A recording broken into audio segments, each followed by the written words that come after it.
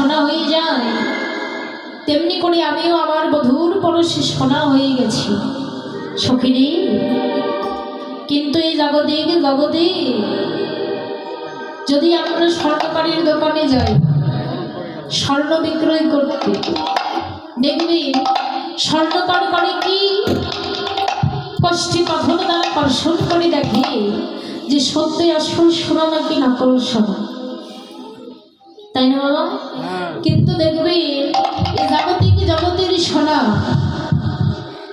যদি কোনো মা অঙ্গে পরিধান করে, দেখবি তার ভিতরে মান বাড়ে, অহংকার বাড়ে, গৌরব বাড়ে। কিন্তু একবার যদি আমার গোবিন্দ সোনাকে অঙ্গে পরিধান করে, তার ভিতরে ভক্তির আলো, জ্ঞানের আলো প্রচ্ছলিত হয়ে যায়। দেখবি বাবা, এই জগতের সোনাটা আগুনে তাপ দিলে কিন্তু গলে যায়। কিন্তু মহাজন বললেন, আমার গৌরী সোনাটা কি গলে যায়? আমার এই গোবিন্দ সোনা কিসে গলে যায়? রায়ধনী সখীদের ডেকে ডেকে বললেন, সখীরে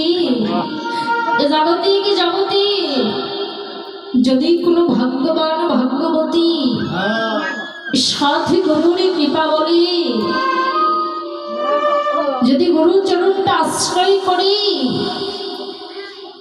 হাতে যদি একটি তুলসী পত্র নিয়ে গোবিন্দের চরণে দিয়ে বলতে পারি, হে গোবিন্দ, এ জগতে আমার বলতে কিছু নেই, আমি এই তুলসী পত্র তোমার চরণে আমি অর্পণ করে দিলাম।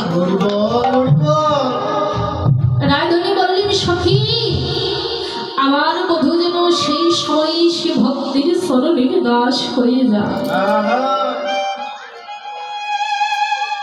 আমার এই গোবিন্দ সোনা আর কিসে গলে জানিস? যদি কোনো ভক্ত দুফোঁটা নয়নের অশ্রু দ্বারা জগতে যদি কাদার মতো কাঁদিতে পারে, জগতে যদি কোনো ভক্ত যদি ডাকার মতো ডাকিতে পারে, তাহলে কি হয় জানো? আমার গোবিন্দ সোনা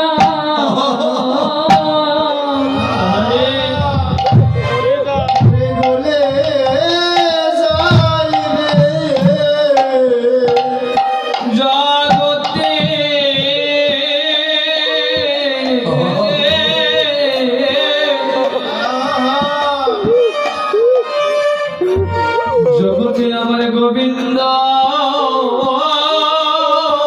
সোনা,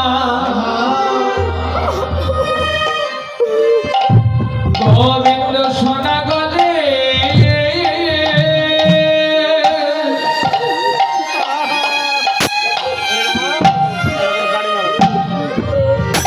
জনগণে যায়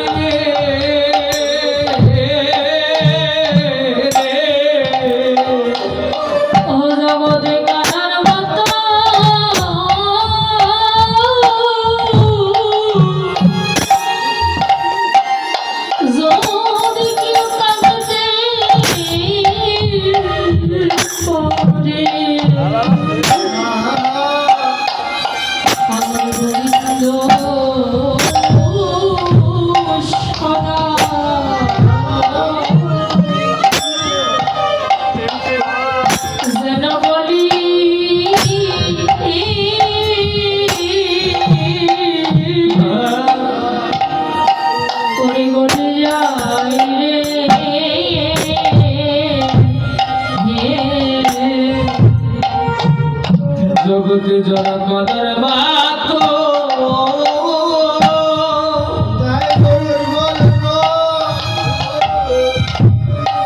ওরে কাদার মাতো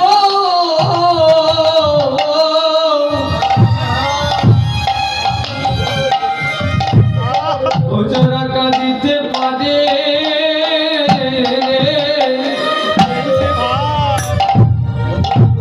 জগতে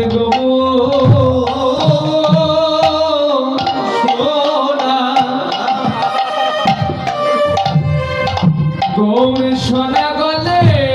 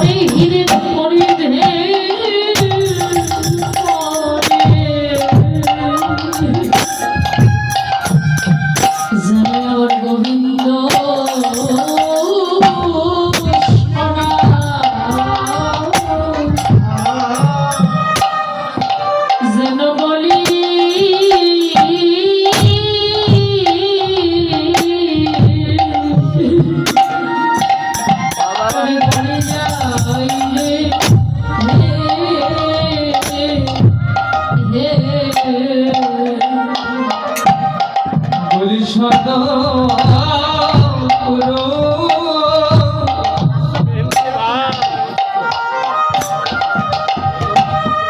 বলি সদগুরু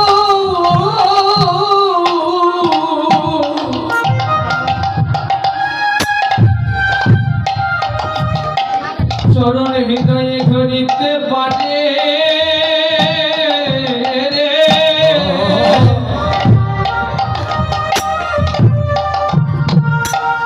জগতে আমার গোবিন্দ সোনা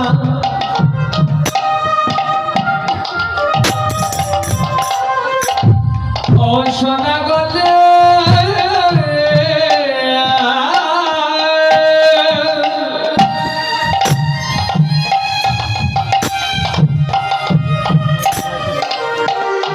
সোনা গলে যাই রে